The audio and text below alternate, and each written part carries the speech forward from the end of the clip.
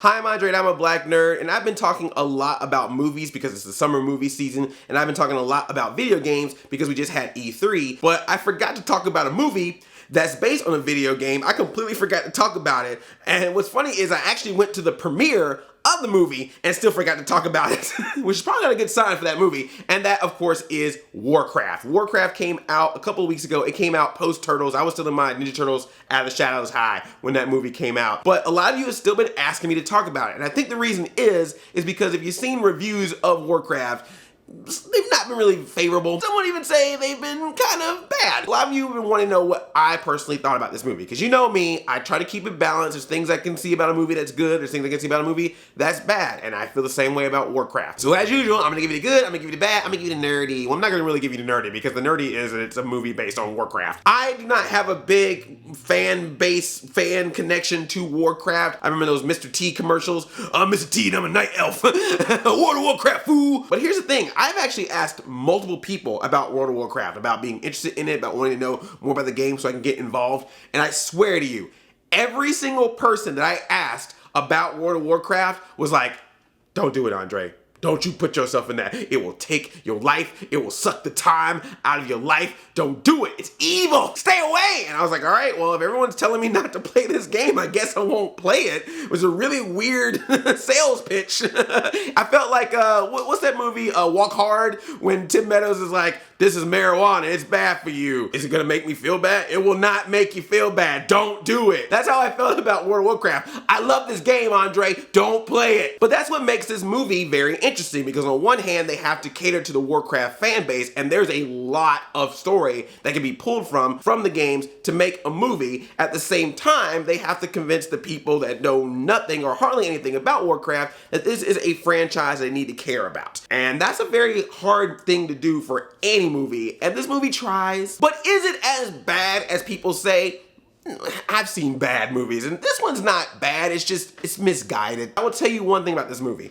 It is beautiful. It is one of the most beautiful cinematic films I have seen as of late. Like, I watched this movie in 3D, and I usually hate watching movies in 3D, but I really liked watching this one in 3D. It made me feel like I was in this world, and I really appreciated that. That was probably its highlight. And the fights in this movie are really epic, and because they have that green orc blood as opposed to regular blood, smash, bash, crash, getting stabbed, orcs smashing humans with hammers. It's amazing. I love the fights. The best stuff in this movie, the orcs. Yeah, we made all those jokes about the orcs when those trailers were coming out, talking about Shrek babies and all that stuff. Not only are the orcs the best thing about the Warcraft movie, but you'll wish the movie was just about them. They've got the most interesting characters. They have the most interesting storylines. They do a really good job in showing which orc is which, so you're not confused. You know what their intentions are. You know what their emotions are. The motion capture on the orcs is amazing. Great job to Toby Kebbell and everybody who did the motion capture for the orcs, the voices for the orcs.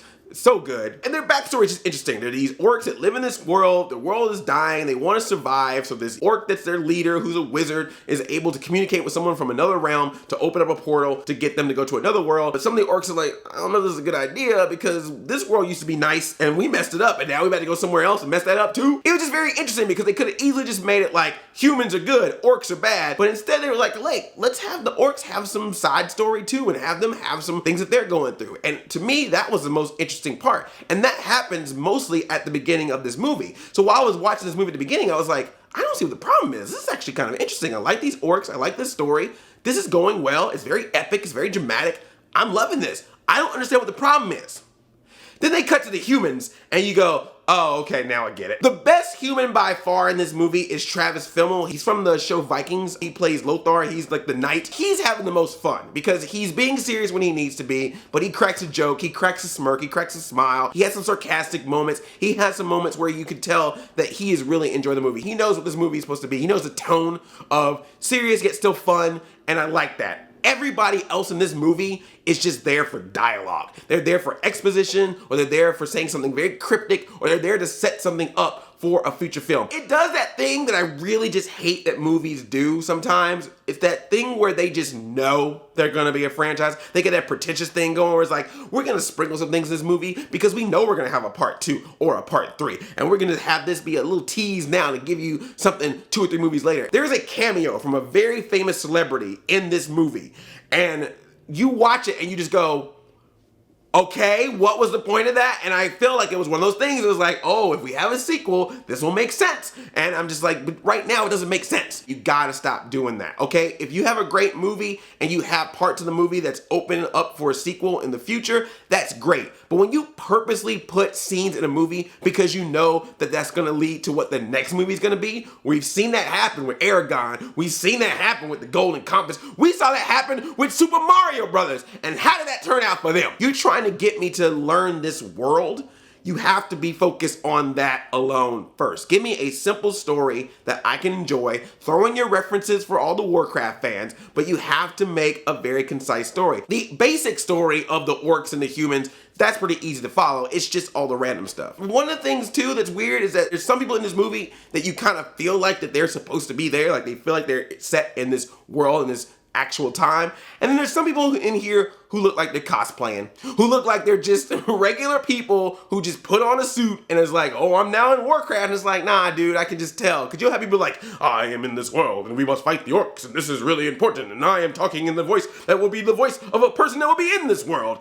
And then, dude, I'm just like this guy that's like a wizard, man, and that's actually how I'm talking, but supposedly I'm in the same world as you, bruh. I don't know. Like, what? Although I have to say I did like Paula Patton as Gorona. I thought she was really cool. Although they were doing that thing with her where, hey, I'm super strong, I'm a woman, I can do anything, but then there's still gonna be moments where some guy tells me what to do or some guy saves me, but I at least liked her character. I thought that she was interesting. Looks good in green just as she does in her regular skin. What is it about this and Guardians of the Galaxy? It's like, we'll put a sister in the movie, but we gotta make her green.